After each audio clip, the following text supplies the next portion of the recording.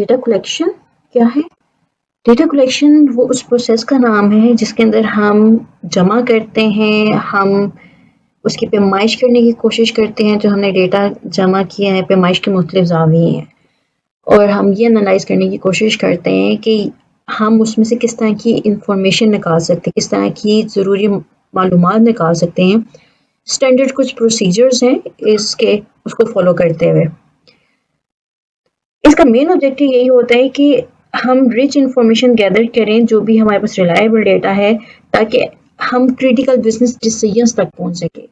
सिर्फ critical business decision तक पहुंचने के लिए हम ये तमाम काम करते हैं। क्योंकि अगर आपको याद हो, जो मैंने पीछे एग्जांपल दी है, उसमें डिमांड आइडेंटिफाई करने के बाद वो प्रोडक्ट बनाते हैं, उसके बाद फीडबैक तो बाद की बात है। अगर वो चीज़ उनके पास आ जाती है तो वो एक क्रिटिकल डिसीजन ले रहे हैं कि ये बिजनेस उनको स्टार्ट करना है और इसको किस एंगल से लेकर चलना है, किस चीज़ों को प्रायोरिटी पर रखनी है। बिल्कुल वैसे ही यहाँ पर हम ये डेटा कलेक्ट कर रहे हैं क्रिटिकल बिजनेस डिसीजन के लिए। अगर आपको याद हो तो अभी डेटा साइंस से पहले सब चीज़ें जो है वो फर्जी तौर पर की जाती थी कि हम ये कर लेते हैं तो ये हो जाएगा, ये कर लेते हैं तो वो हो जाएगा। हमारे पास कोई कैलकुलेटेड चीज़ें नहीं आ रही थी कि जो लोग हैं वो कितना इस मिसाल के तौर पर प्रोडक्ट को खरीद रहे हैं, उसका फीडबैक क्या है। तो वो चीज़ें पहले नहीं आती थी, तो हम अपने तौर पर, कंपनीज अपने तौर पर उसको इम्प्रूव करती थी, थोड़ा सा चेंज कर दिया, अल्टर कर दिया, कुछ मॉडिफिकेशन ले आए, कुछ इम्प्रूवमेंट्स ले आए। तो वो सब फर्जी तौर पर होता था, अपनी समझ के मुताबिक उन्होंने कर दिया। लेकिन अब चूंकि उनके पास स्पेसिफिक इंफॉर्मेशन आ रही है, तो वो अपने प्रोडक्ट को बेहतर बना सकते हैं, बहुत ज़्यादा बेहतर बना सकते हैं, और उसको क्लाइंट सेंट्रिक बना सकते हैं। क्लाइंट की जो नीड है, इसको बिल्कुल उसके अकॉर्डिंगली बना सकते हैं।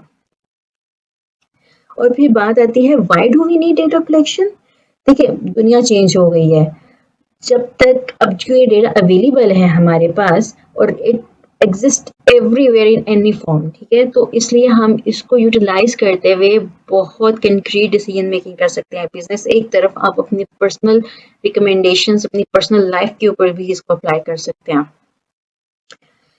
ये इस डेटा कलेक्शन के प्रोसेस ने ना पूरी गेम चेंज कर दिया। पहले जो फर्जी चीज़ें चलती थी, अब यहाँ पर क्योंकि हमारे पास डेटा है, हम बिल्कुल टू द पॉइंट चलते हुए बता सकते हैं कि इस टाइम पर अब ये डेटा, पीछे जो भी हमारे डेटा अगर मौजूद है तो क्या हिकअप्स रहे, क्या अप्स एंड डाउन्स रहे, वो सब चीज़ें वहाँ पर क्लियर है।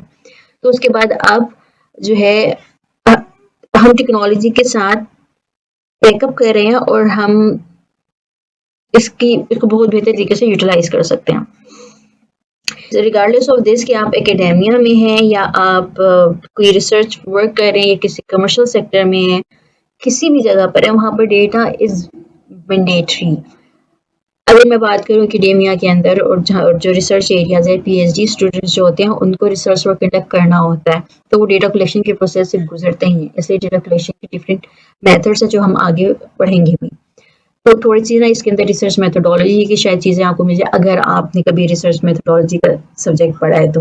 अगर नहीं पढ़ा, डोंट वरी, इसको से रिलेट आप मत करें। लेकिन एकेडेमिया के अंदर डेटा कलेक्शन की डिफरेंट मेथड्स हैं, उसको हम स्टडी करेंगे तो हमें उससे भी पता चल जाएगा कि वो कौन से मेथड्स। अब वो मेथड जो है वो सिर्फ एकेडेमिया में यूज़ नहीं हो रहे, वो कमर्शियल सेक्टर में भी यूज़ हो रहे हैं, वो रिसर्च वर्क के अंदर भी पहले से ही यूज़ होते हुए आ रहे हैं। Now commercial sector industry has also adopted that.